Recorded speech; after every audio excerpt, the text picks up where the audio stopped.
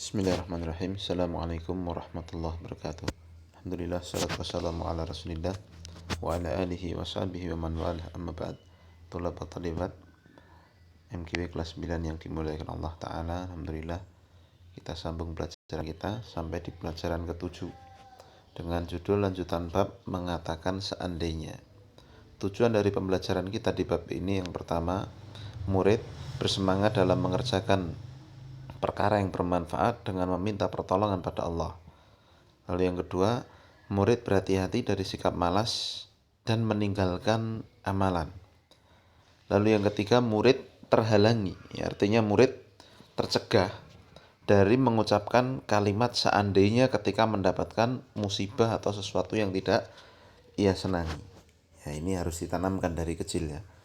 Kalau tidak senang dengan sesuatu, jangan kalau seandainya begini pasti nggak begini ya, begitu. Jangan. Ya, tapi nanti ada kata kuncinya. Ya, apa itu? Kita akan bahas. Kita baca dalilnya satu ya di bab ini. Fis sahihi an Abi Hurairah radhiyallahu anhu anna Rasulullah sallallahu alaihi wasallam qala. Dalam sahih sahih Muslim dari Abu Hurairah radhiyallahu anhu bahwa Rasul sallallahu alaihi wasallam bersabda, kurung buka. Ini di hadis arba'in ada ini ya. Ihris, ini harusnya nggak pakai hamzah qat ini. Ya. Ihris. Nah, tulisannya itu nggak pakai hamzah qat ya, sepatunya ini hilang. Ihris ala ma yanfa'uka wasta'in billahi wa la ta'jazanna wa in asabaka syai'un fala taqul law anni fa'altu lakana kadza wa kadza walakin qul qaddarallahu wa ma syaa fa'al fa inna law taftahu amal syaitan. Kurang tutup. Ihris ala ma yanfa'uk, ya, artinya lihat, ihris semangat, maksudnya adalah apa? Menumpahkan, mencurahkan ya. Mencurahkan semua kesungguhan dan kemampuan. Jadi dia harus benar-benar berusaha semaksimal mungkin. Ala ma yanfa'uka, semangatlah ya, bersungguh-sungguhlah mencari apa yang bermanfaat bagimu, baik urusan dunia maupun urusan akhirat. Wasta'in billahi wa la ta'jazanna, dan mintalah tolong pada Allah dan jangan engkau lemah. Maksudnya apa? Ta'jazanna, lihat, jangan meninggalkan amalan dan menuju pada kemalasan dengan alasan bersandar pada takdir. Jadi ya, jangan lemah, jangan malas. Wa in asabaka syai'un fala taqul law anni fa'altu lakana kadza wa kadza. Dan jika menimpamu sesuatu yang tidak membuatmu senang, menimpamu musibah atau menimpa kegagalan dalam mencapai apa yang dia inginkan, ya jangan ucapkan kalimat seandainya aku begini pasti akan begini dan begini. Jangan, tetapi ucapkan qaddarallahu wa ma syaa fa'al. Ini kuncinya.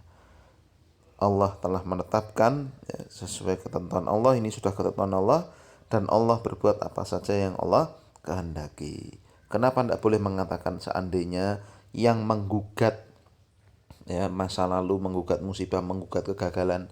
Ya, ini dia. Karena kata Nabi SAW, ini kuncinya.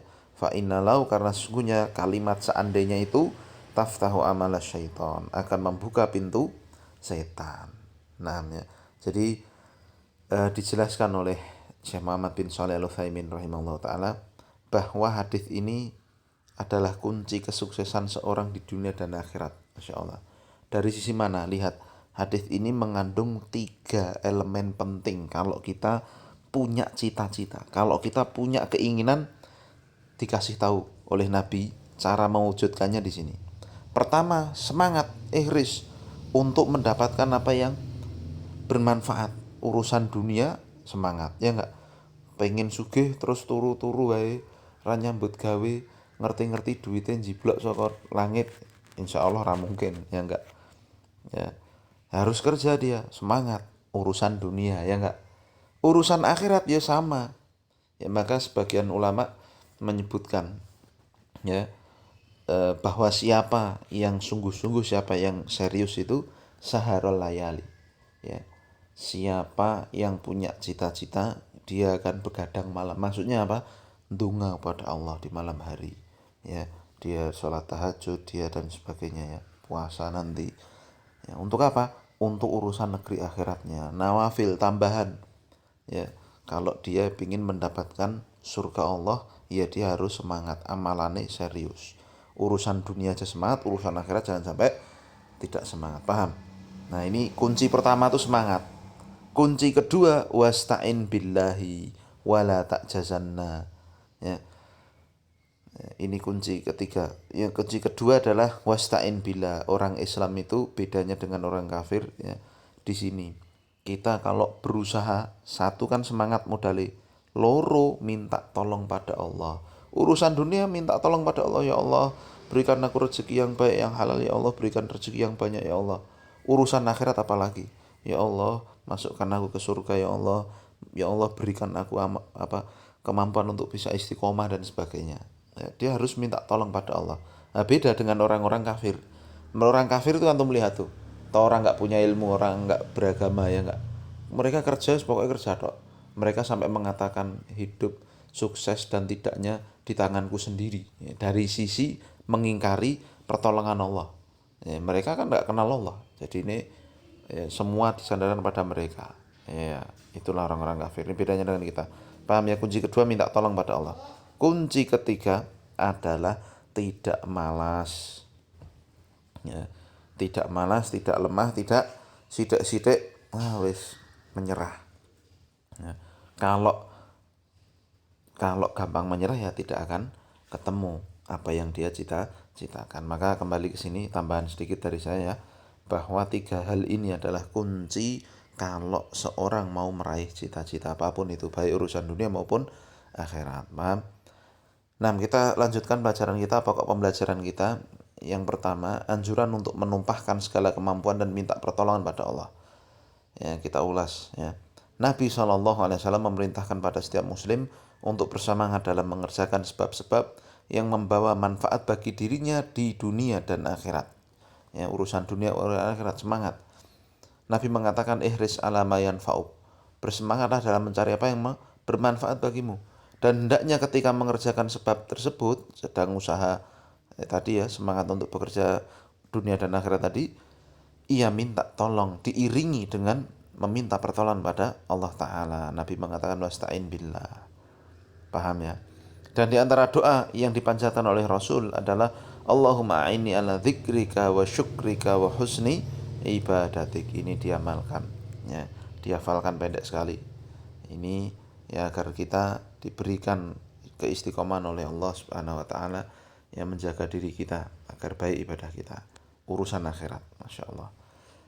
Ini yang pertama. Lalu yang kedua, peringatan dari merasa lemah dan malas. Nabi melarang seorang muslim dari meninggalkan amalan lalu bersikap malas dan putus asa karena bersandar pada takdir. Beliau mengatakan, wala ta'jazanna.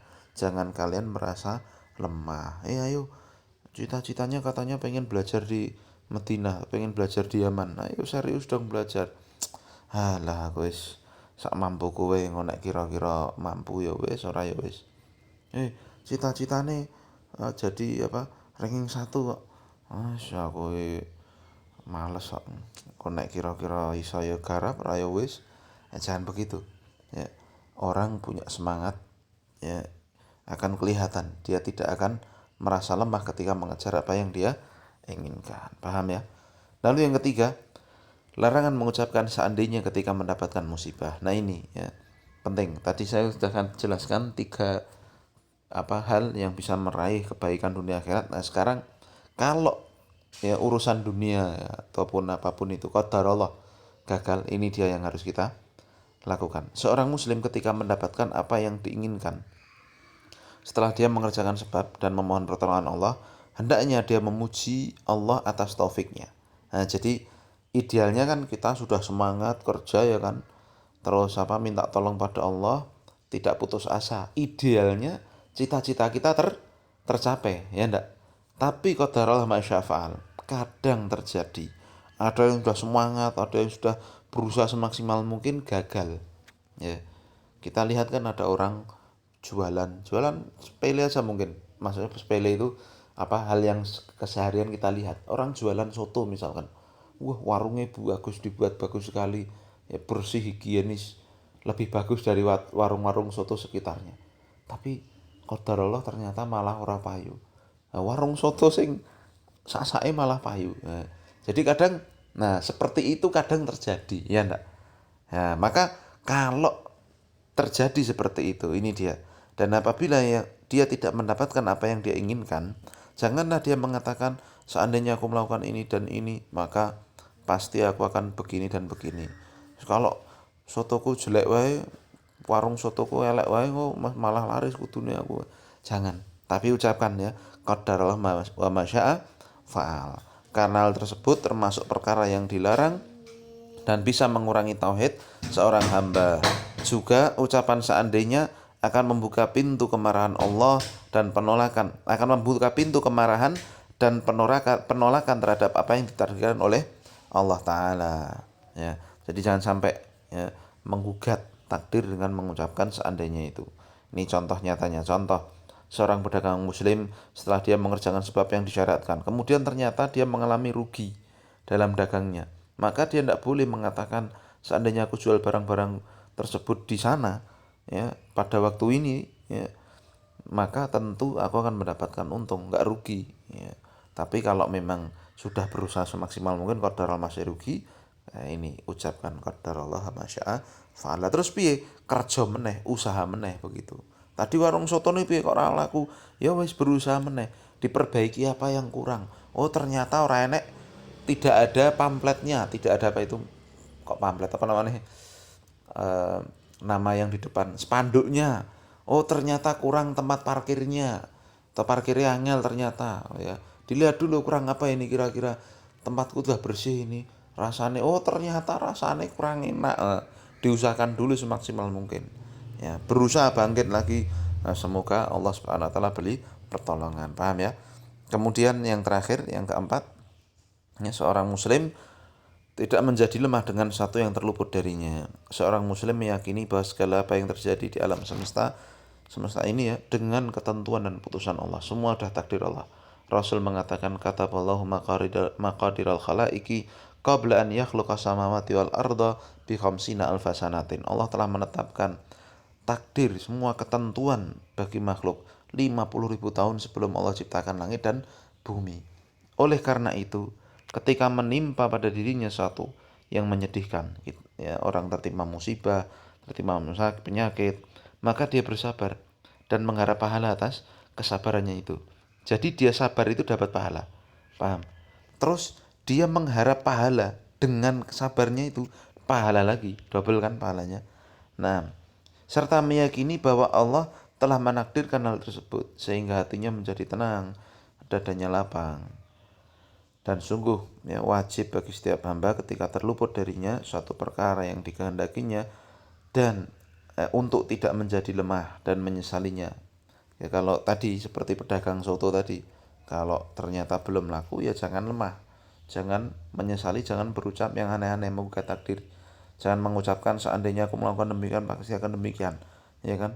Karena apa yang telah ditakdirkan Allah telah terjadi, apa yang dikehendaki Allah mesti terjadi, dan apa yang tidak dikehendaki tidak akan terjadi, ya. Jadi kita tidak boleh lemah, ya, kita berusaha, kita minta tolong pada Allah Subhanahu wa taala memperbaiki diri ketika tidak mendapatkan apa yang ternyata diinginkan, ya. Tugasnya dikerjakan, ya.